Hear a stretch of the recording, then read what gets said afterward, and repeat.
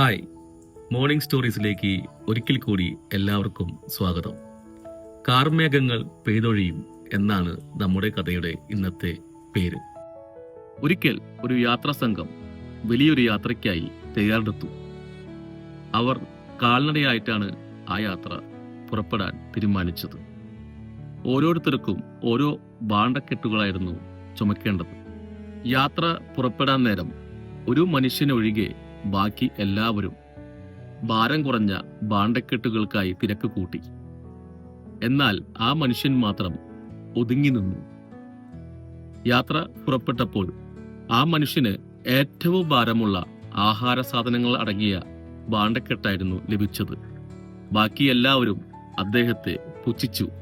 പക്ഷേ അയാൾ അതൊന്നും ശ്രദ്ധിക്കാതെ പതിയെ പതിയെ അവരോടൊപ്പം നടന്നു. എന്നാൽ ഭാണ്ഡത്തിന്റെ കനം കാരണം അവരുടെ അടുത്തെത്താൻ പോലും അദ്ദേഹത്തിനായില്ല. അങ്ങനെ കുറെ ദൂരം സഞ്ചരിച്ചു കഴിഞ്ഞപ്പോൾ അവർ എല്ലാവരും ആഹാരം കഴിക്കാനായി ഒത്തുകൂടി. അങ്ങനെ എല്ലാവരും ഭക്ഷണം കഴിച്ചു കഴിഞ്ഞപ്പോൾ ആ ഭാണ്ഡത്തിന്റെ കനം കുറച്ച് കുറഞ്ഞു. അയാൾ ആ ഭാണ്ഡക്കെട്ടുമായി കുറച്ച് അധികം വേഗതയിൽ നടക്കാൻ ആരംഭിച്ചു. അവർ ഭക്ഷണം കഴിക്കുന്നതിനനുസരിച്ച് ആ ഭാണ്ഡത്തിന്റെ കനം കുറഞ്ഞുകൊണ്ടേയിരുന്നു. കുറെ കഴിഞ്ഞപ്പോൾ ആഹാര സാധനങ്ങൾ എല്ലാം കഴിഞ്ഞു. അപ്പോൾ അദ്ദേഹത്തിന് പിടിക്കാനായി ഒന്നും തന്നെ ഉണ്ടായിരുന്നില്ല. അയാൾ വേഗത്തിൽ ഊർജ്ജസ്വലനായി നടക്കാൻ തുടങ്ങി.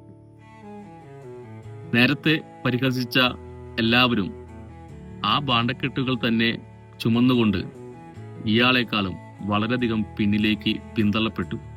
ഏതൊരു കടുത്ത ഭാരവും ആദ്യം പ്രയാസം ആണെന്ന് തോന്നുമെങ്കിലും സമയം കഴിയുന്തോറും നമുക്ക് ആ ബുദ്ധിമുട്ട് ഇല്ലാതാകുന്നു എന്ന സന്ദേശമാണ് ഈ കഥ നമുക്ക് നൽകുന്നത്.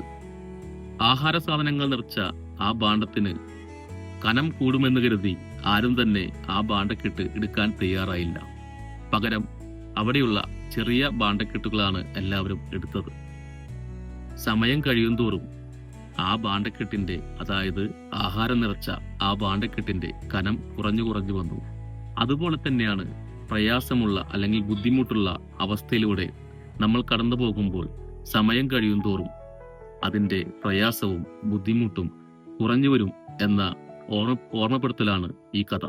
ആരോഗ്യമുള്ളപ്പോൾ വലിയ ഭാരം എടുക്കാൻ ബുദ്ധിമുട്ട് കാണിക്കാത്തവർക്ക് ആരോഗ്യമില്ലാത്ത ഒരു അവസ്ഥയെത്തുമ്പോൾ ഒരു പ്രയാസവും ഉണ്ടാകില്ല എന്ന ഓർമ്മപ്പെടുത്തലുമായി ഇന്നത്തെ കഥ ഇവിടെ അവസാനിക്കുന്നു. നാളെ വീണ്ടും കാണാം. Okay, by.